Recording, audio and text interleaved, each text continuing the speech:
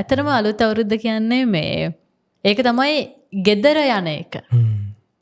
ගෙදර කොළඹ හිටියට අපි කොළඹ නෙවෙයිනේ. ඔව් අපි කොළඹ නෙවෙයිනේ, අපි කොළඹ මිනිස්සු නෙවෙයිනේ. කොළඹ හිස් කරලා අපි යන්නේ ඇත්තටම අපේ ගෙදර. ඉතින් beauty of coming home කියන එක තමයි අලුත් අවුරුද්ද කියලා කියන්නේ. ගෙදර යමු ඉස්සෙල්ලාම. ගෙදර යන්න ඕනේ. අපි එනකම් බලන් ඉන්න ඇස් ගෙදර තියෙනවා. කවුරු වුණත්. අපි ඒක ඉස්සෙල්ලා කතා කරමු ડોක්ටර්. ගෙදර යන එක. ඔව් ගෙදර යන එක හරි ලස්සන දෙයක්. මම හරි ආසම හිතන දෙයක්. ඉස්සර ඉඳලා මේ කියන්නේ මම 2004 තමයි කුරුණෑගලින් කොළඹට එන්නේ. කැම්පස් ආවට පස්සේ ඉතින් ඒ ඉඳලා හැමදාම ගෙදර යනවා කියන එක අමුතුම ෆීලිං එකක්. ඉතින් හරි ආසාවෙන් යන්නේ. උන්තර අලුත් අවුරුද්ද අනිත් දවස් ඔක්කොටම වඩා හරි ආසාවෙන්. මොකද එදාට තමයි අපේ නෑදෑ පරම්පරාවම මහ ගෙදරට එකතු වෙන්නේ. දැන් මැරි කරාට පස්සේ පරම්පරාවල් දෙකක් එකතු වෙනවා. right? ඉතින් ඒතර හරි ආසයි. ඒතර අවුරුදු ගානකින් හම්බ වෙච්ච නැති කෙනෙක් වුණත් එදාට අනිවාර්යෙන් හම්බ වෙනවා. අපි කතා බහ කරගන්නවා. එතකොට අපි දැන් නම් ෆෝන්ස් තියෙනවනේ.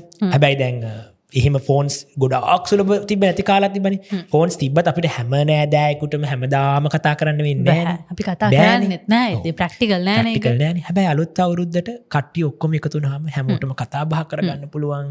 ඉතින් මං හරි ආසයි ඒකට. හැබැයි ඒ අර ඉස්සර මම යද්දි තිබ්බ කුරුණෑගල අපේ ගෙදර ඒ ගම දැන් නැහැ. ගම නැහැ.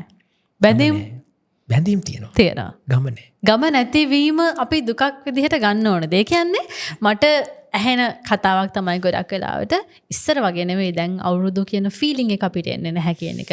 ඒක සාමාන්‍යයි.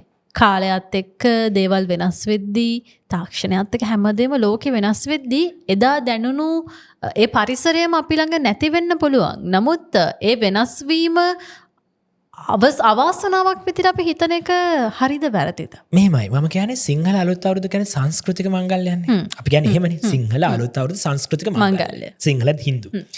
මේක ඇතුලේ අපි නිකන් ලිපගිනි මොලවනවා, නිකන් කෑම කනවා නෙමෙයි. මේක ඇතුලේ අපි සංස්කෘතිකම දේවල් කරන්නේ. right? එතකොට ඔන්චිල්ලාවක් තියෙන එක, අර රබන් ගහන එක, එතකොට අපි පංච කරන සෙල්ලම් කරන එක. ඒ දේවල් අපි කරාට අපේ දරුවන්ට ඒ දේවල් නෑනේ. right? දැන් අපි ඕක ගැන කතා කරා.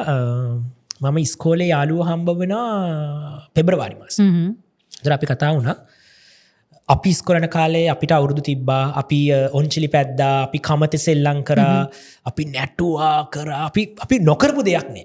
හැබැයි අපේ දරුවන්ට ඒ දේවල් කරන්න හම්බුනේ නැහැ. ඒක නිසා අපි යාළුවෝ ටික කතා වුණා. මේ පාර අලුත් අවුරුද්දට අපි කුරුණෑගල ආපුවාම අපේ එක යාළුවෙකුගේ ගෙයක් ළඟ කමතක් තියෙනවා.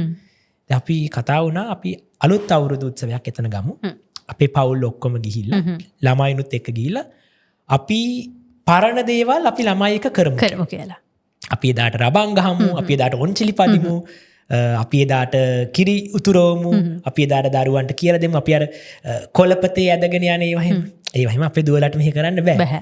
ඉතින් අපි ඒ දේවල් ටික ඔක්කොම එදාට බබාලත් එක්ක එකතුලා කරමු කියලා. ඉතින් මම මේ පාර අලුත් අවුරුද්දේ ගමට යන්නේ ඔක්කොම දේවල් කරන්න බලන්න. ඒ කියන්නේ කාලය වෙනස් වෙනවා කියලා, මේ දේවල් වෙනස් වෙනවා කියලා අපිට චෝදනා කර කර ඉන්න බෑ. වෙනස් වෙනවා නම් යම්කිසි දෙයක් ඒක නැවත රැක ගැනීමේ වගකීම තියෙන්නේ අපිටම තමයි අනිවාර්යයෙන්. ඒ කියන්නේ හැබැයි දැන් ඉස්සරට වඩා සාපේක්ෂව අපි ආයෙත් බලද්දී එහෙම මේ සංස්කෘතියත් එක්ක අපි මුහු වෙන්න පටන් ගන්න තියෙන ප්‍රමාණය වැඩි. අපි අලුත් අවුරුද්දට අපි පොඩි කාලේ නැති වුණාට අපි පොඩි කාලේ මම නම් ඉස්සර කැමති මට කලිසමක් තියෙනවා. ඒ කියන්නේ ඒ කාලේ ෆැෂන් එක තිබුණේ මට හොඳට මතකයි ඒක. හැබැයි දැන් අපි ආයිමත් ලුංගි එකක් අඳින්න try කරනවා. ගෙදර හැමෝටම එක වගේ ඇඳුම් ටිකක් අඳලා ඊට පස්සේ අපි පුළුවන් තරම් මේ සංස්කෘතිමය විදිහටම මේක සමරන්න ගන්න උත්සාහයවල මම දැකලා තියෙනවා. ඒක හොඳ ප්‍රවණතාවයක් නේද? දැන් යුනිවර්සිටි වල වුණත් අවුරුදු උත්සවයක් හැම තියෙද්දි රෙද්ද හැට්ට ඇඳලා ඒක ආයුමත් අපි අතරට එනවා. ඒක රැක ගන්න අපේ පරම්පරාව උත්සාහ කරනවා. ඒකට නම් ඇත්තටම ලොකු ගෞරවයක් තියෙනවා. ඒක අනිවාර්යයෙන්. මොකද මම හිතන්නේ දැන් ඔයා මම මේ කතා කරන විදිහට තමයි ගොඩක් දෙනෙක් අවුරුද්ද ගැන දැන් හිතන්නේ. කියන්නේ යාලා කියන්නේ අපි මම හිතන්නේ ඒක අපේ ජානවල තියෙනවා. අපිට ඕන අර අපේ මුල් ටික රැකගෙන යන්න. අපි තාම කොච්චර අපි කිව්වත් අපි ලෝකෙත් එක ගනුදෙනු කරනවා. අපිට වෙස්ටර්න් පරිසරයෙන් ඉගෙන ගන්න දේවල් තියෙනවා. ඒ කොච්චර කරත් අපි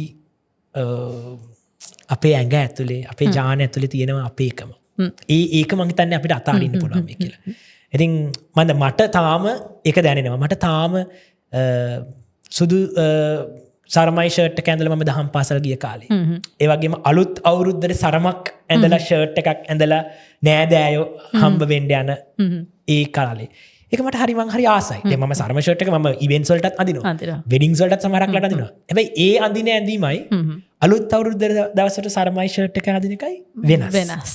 දුවට එහෙම අඳන්න මම දකිනවා එයා වෙන දවස් වලටත් අඳිනවා. ලස්සන චීත ගවුම් අඳිනවා. හැබැයි අලුත් අවුරුද්ද දවසේ එයා ලස්සන චීත ගවුමක් ඇඳලාදී මට එන ෆීලිං එක වෙනස්. මම හිතන්නේ ඒ අලුත් අවුරුද්දත් එක්ක අපි බැඳිලා තියෙන එක අපේ ලේ නහර මේ හැම එකම ඇති. ඒක කාලය කොච්චර වෙනස් වුණත් වෙනස් වෙනවා කියලා වෙන්නේ නැහැ. ඒක එහෙමම තියෙනවා. ඒ ටික තියෙනවා. ආරක්ෂා කරගන්න ඕනේ. මොකද අපි ආරක්ෂා කරේ නැත්තම් අපේ ළමයින්ට ඒක නැහැ. එයාලා ඒක අත්විඳින්නේ නැත්තම් එයාලගෙන් ළමයින්ට යන්නේ නැහැ. ඒකින්ද අපි බැන ඉන්න එකවත් කම්ප්ලේන් කරන එකවත් මෙහෙම නෑ කියන එකවත් නෙමෙයි කරන්න. උත්සාහ කරන්න. කොහොම හරි තිබ්බ දේවල් ටික අපව ගන්න. සහ සතුටුයි අපි ඒකට උත්සාහ කරනවා.